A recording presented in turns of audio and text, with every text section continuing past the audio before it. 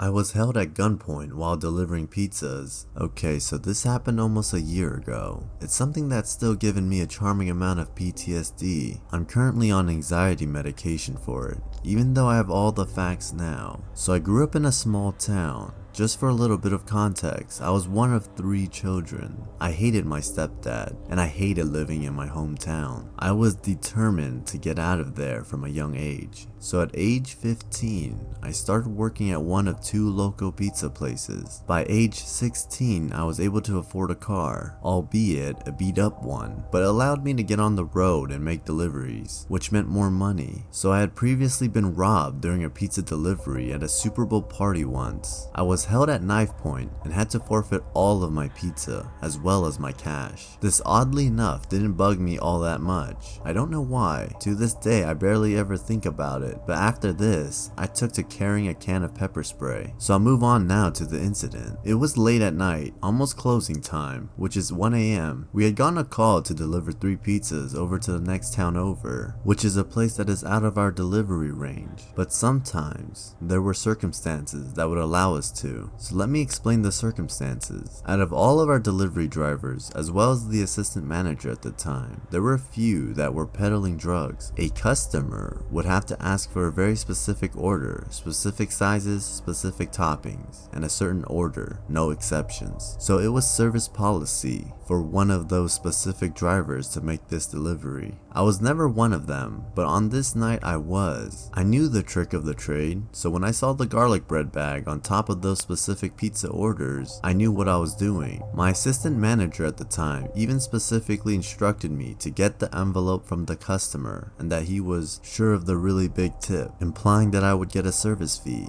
I didn't want to conduct this. My hands were sort of tied. Desperation does that to a person. I just wanted to finish my shift, so I took off with haste. It took me about 30 minutes to get to the location. It was in a very sparsely populated neighborhood. I went to the door and was greeted by a girl. I actually went to school with her, so that put me at ease a little bit, but she had changed. A lot, actually. She was really pretty at one point, and super outgoing. Now she looks like she had developed a problem, which isn't incredibly uncommon in my town. She greeted me with a smile and accepted the pizzas. Then out of the darkness, my arms were restrained behind my back, and mere seconds later, I found the barrel of a .45 revolver placed against my head. I instantly pleaded for my life, which seemed to only amuse them. The one with the gun demanded my wallet. I saw no point in arguing. I told him where he could find it. When I didn't have enough money in it, he demanded my work money. For a little more context, pizza places will typically tell you that the drivers don't carry more than $20 in change. This is a lie. This is mostly said so that it doesn't seem like we're carrying more money in case of a robbery situation. They knew this though. The guy with the gun hit me in the face when I didn't produce the rest of the money. I usually leave this in my car, and he didn't accept my explanation. At that point, I was forced into the house. I screamed for help, but it accomplished absolutely nothing. The guy that was holding me threw me onto the couch, and the girl had closed the door. I explained to them that I wasn't aware of any policy, and if they had an issue to please take it up with my assistant manager. I know how ridiculous that sounds. The guy with the gun, who was clearly under the influence, asked for one driver specifically. He asked why didn't he show up. I told him he was making other deliveries. It took everything in me not to cry at this time. After asking me some other questions that I couldn't answer, he put the gun to my head and pulled the hammer back. He then instructed me to call the other driver and have him present himself. I slowly complied, but instead of grabbing my phone, I grabbed my pepper spray. It felt stupid, but I saw a brief moment of opportunity to get the hell out of there. I elbowed the pistol out of my face and then sprayed the canister into his. I didn't take any chances. I sprayed him in the eyes, nose, and inside his mouth. The smell of that stuff still irritates my sinuses when I think about it, and I didn't ever get hit by it before. Now I have been in exactly 3 fights in my life before this, and I got my ass kicked all 3 times. But after spraying him, I hit him in the crotch and then slammed my fist down into his face. We wrestled for the pistol for a few seconds. I managed to get it on the floor and kicked it away. The other guy ran for it, but I beat him to it. Once I had the gun in my hand, he backed off and asked me to leave. I'm not a violent person in the slightest, but I'll admit that I still get joy out of the look on his face when he saw me holding the gun. I was on cloud 9 for a few minutes, but once I got a healthy distance from the house, I pulled my car over and threw up. I then realized I was still holding the pistol. Upon further observation, I noticed that it only had one bullet in it, and it wasn't the chambered one. He could have pulled that trigger about 4 times before I got killed. When I got back to the restaurant, my manager and I got into a heated argument over not bringing his product back. I left, wasn't having that after my night. When I got home and I told my stepdad about what happened, he would actually later talk to my manager about it. I don't know what happened, but when I got back to work on Monday, I clocked in with no issues. I worked there for about another month. Then I decided I'd rather go struggle somewhere else. I thought it was time. I've since bought a gun. I'm still extremely cautious about things. Possible sex traffickers at my local hardware store. Just recently, I went to my local hardware store in the evening. I was on a mission to find some other things for my yard remodel. For reference, I'm a petite female. I came across a couple of guys that seemed like they were not really looking for anything in particular, but ended up in several aisles I was in. One of the men made eye contact with me at one point, and I just looked away quickly and continued my way through the store. As I was checking out, I saw them both standing nearby watching me.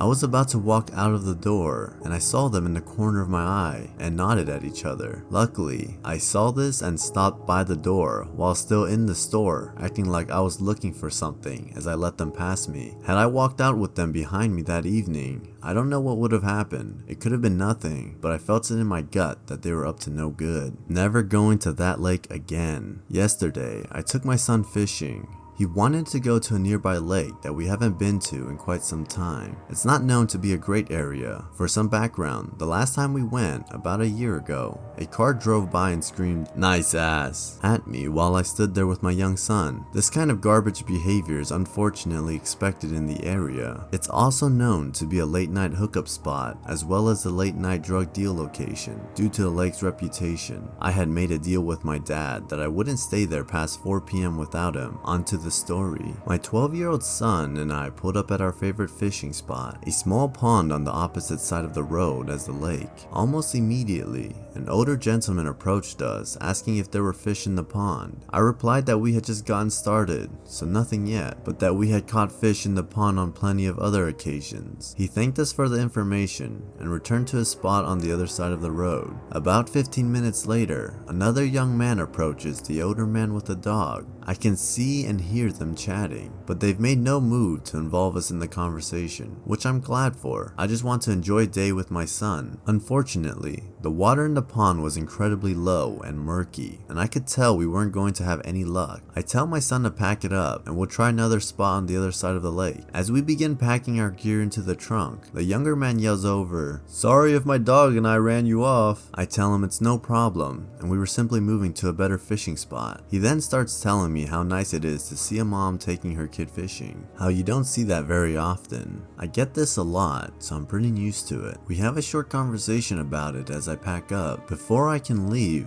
the younger man starts up another conversation, this time asking me how old I think he is. This feels strange to me, but I'm nice to a fault sometimes, so I answer his question. I tell him I'm a horrible judge of age, but maybe 25? He tells me he's 38 and I'm too kind, and I laughed it off saying something like, I work with teenagers, so they always guess me well above my age just to be mean. He asks where I work and I stupidly tell him my city. Turns out he lives there too, and starts going on and on about how he got a free apartment on such and such street because his baby mama kicked him out of their house. I think he's talking about some kind of government assistant program. Anyways, at this point, I'm standing by the car door with my hand on the handle and my son is already in the back seat. This guy can't take the hint and starts telling me all about his awful baby mama and how women are supposed to be submissive, quiet, and do what they're told. He specifically said, I mean, it's cool that you can bait a hook or whatever, but you're still a woman. This guy struck up a conversation by commending me for doing a typically dad thing with my kid. Now he's putting me down for the same thing. He's gone from being overly friendly and complimentary to agitating and ranting.